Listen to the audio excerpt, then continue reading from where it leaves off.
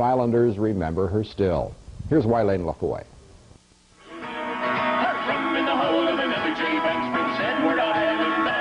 The name is a legend in Prince Edward Island. They sing about her still at a festival in her honor. She was the Nellie J. Banks, an angel of mercy, a rum-running schooner that brought relief to islanders during Prohibition in the 1920s and 30s.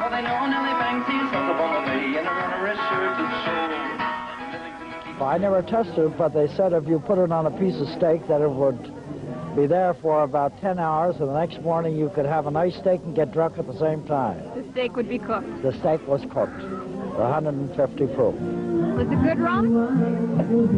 Well, it was too good for me the night I tried it. My uncle came home from away and all, and him and Dad and my grandfather were having a few drinks, and they had diluted it. I took it right out of the bottle. 2 little swallows and I was on the floor. That's the end of me. We drank it, and we enjoyed it, and it was great for a cold.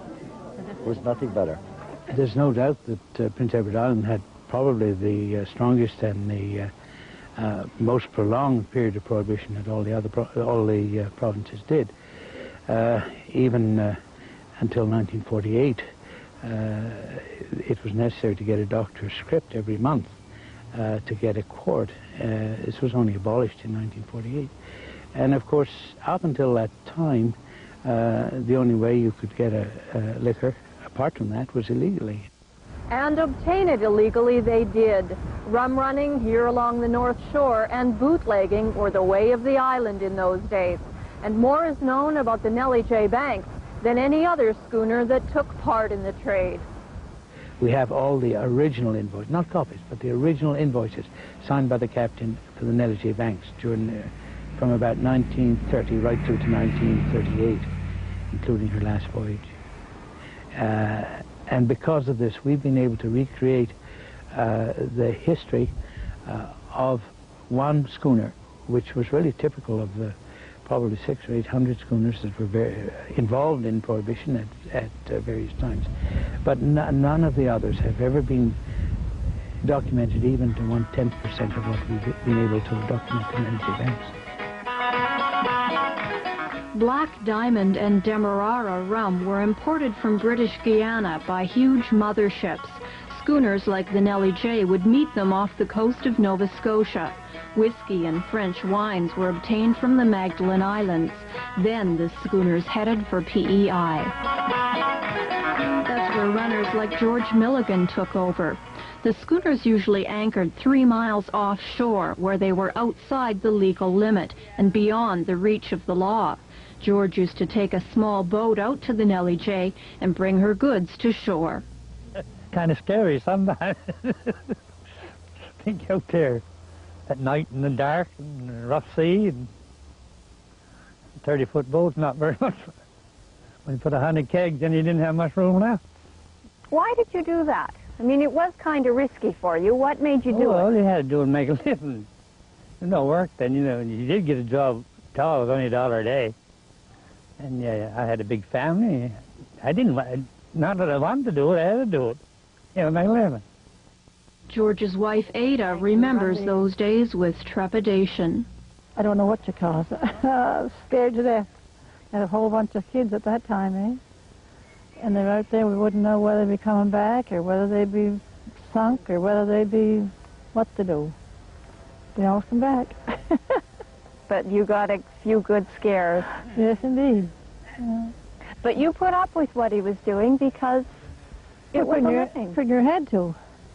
Because there's no work then, and a bunch of children, you had to look after them. I don't feel bad about it. You got to do something for a living, you got to do it. Another unrepentant rum runner was Clovey Perry. He used to be a bootlegger and owned his own ship, a contemporary of the Nellie J. Banks. Today there are no survivors from the crew of the Nellie J, but Clovey's experience was much the same. Went to some pier, So I bought around about 250 cases of sort of Johnny Walker and Old Smuggler and Teacher's Highland Cream, all of us. Then we come up off of Halifax there and about around 1,500 gallons of rum. They were all 10-gallon kegs then, the rum was. So we left.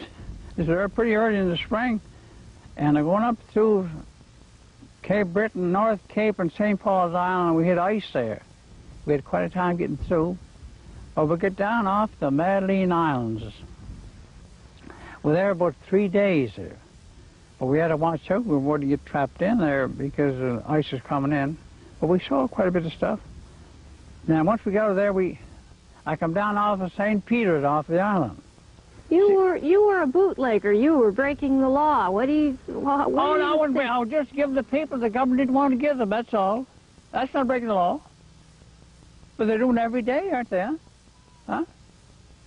They're selling booze to young people and they're getting drunk. Go down, smash car. You didn't hear too much of that years ago. Because we'd never sell to a fall under 21 then. Oh my God, no. You'd never. No. You'd never. You couldn't take a chance on it. You don't feel guilty about it? No. The rum-running days of the Nellie J. Banks came to a sudden end 50 years ago in 1938. It was a sly trick on the part of the government that finally caught her. The 3-mile limit was extended to 12 miles, but the public wasn't informed. The Nellie J. was taken by surprise about 6 miles offshore near New Frage. Never again would she carry illegal liquor. Many considered her seizure a tragedy. But what happened to the ship afterwards was truly disastrous. She was bought by Captain Maguire, who was captain on board the Evergrande at that time, and he wanted a pleasure craft to sail around. Sailing vessels were his hobby as well as his work. So he bought the Nellie J. Banks, and he christened her the Leona G. Maguire after his daughter. Eventually she came into some kind of disrepair. Was supposed to be repaired by John MacDonald in Murray Harbour, but the money didn't come fast enough for the work to be done. And eventually, after a year or two, she became an eyesore on the side of the bank there in Murray Harbour. And a couple of fellows went along and felt that perhaps it would be better off if she was cremated. And that's exactly what they did. And it's really... looking back on it now, it was a terrible disaster, but to them it was just burning an old hog that had been pulled up on the side of the shore. Today, all that remains of the Nellie J. Banks are a few salvaged timbers. But in the minds of many, she lives on, an important piece of history, a reminder of the vital heritage of Prince Edward Island.